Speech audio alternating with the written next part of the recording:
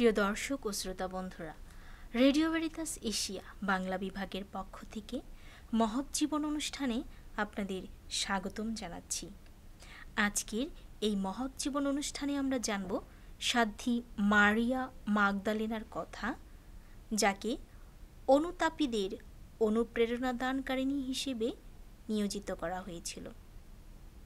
তার পর্বদিন হিসেবে আমরা পালন করে থাকি 22শে জুলাই। তার জীবন সম্বন্ধে জানতে গেলে আমরা জানতে পারি যে গালিলি হ্রদের তীরে তাইবেরিয়াসের কাছে মালায় জন্মগ্রহণ করেছিলেন বলে মারিয়ার নামের সাথে মালা কথাটি যুক্ত হয়েছিল। লাতিন মণ্ডলীর অতি প্রাচীন এবং যুক্তিসঙ্গত জনমত অনুযায়ী পাপিনী মারিয়া মার্থা ও লাজারুসের বোন বেথানিয়ার মারিয়া এবং মারিয়া মাগদালেনা বা মালার মারিয়া কিন্তু একই ব্যক্তি। মাগদালেনা নামে পরিচিতা মারিয়াকে প্রভু যীশু 7টি অপদূতের কাছ থেকে মুক্ত করেছিলেন। সাধু যোহনের মঙ্গলবার্তার বিবরণ অনুসারে এই পাপিনী অন্তরের শ্রদ্ধা ও ভালোবাসায় প্রভু যীশুর পা ধুয়ে দিয়েছিলেন তার অনুতাপের অশ্রু দিয়ে।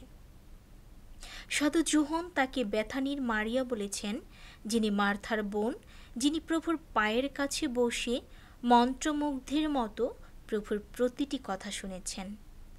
প্রাচ্যমণ্ডলীতে অবশ্য 3 জন আলাদা মারিয়ার প্রতি সম্মান প্রদর্শন করা হয়।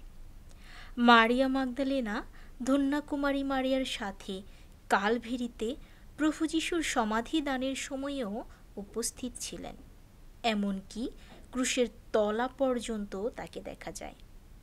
এছাড়াও দেখা যায় একদা কলঙ্কিনী মারিয়া ও যিশুর জননী মারিয়া একই সঙ্গে দাঁড়িয়ে আছেন যিশুর ক্রুশের নিচে। এমনকি রবিবার দিন সকালের দিকে পুনরুত্থান করার পর যিশু সর্বপ্রথম এই মারিয়া মাগদালেনার সাথেই দেখা করেন। ক্যাথলিক খ্রিস্ট ভক্তগণ তাকে ধ্যানী জীবনের প্রতিপালিকা রূপে শ্রদ্ধা করে। তিনি সম্ভবত এফেসুস নগরীতে মৃত্যুবরণ করেন। তবে প্রাচীন ফ্রান্সে জনশ্রুতি অনুযায়ী মারিয়া, মার্থা ও লাজার 3 ভাই বোন দক্ষিণ ফ্রান্সে এসেছিলেন এবং প্রোভেন্স অঞ্চলে বাণী প্রচার করেছিলেন।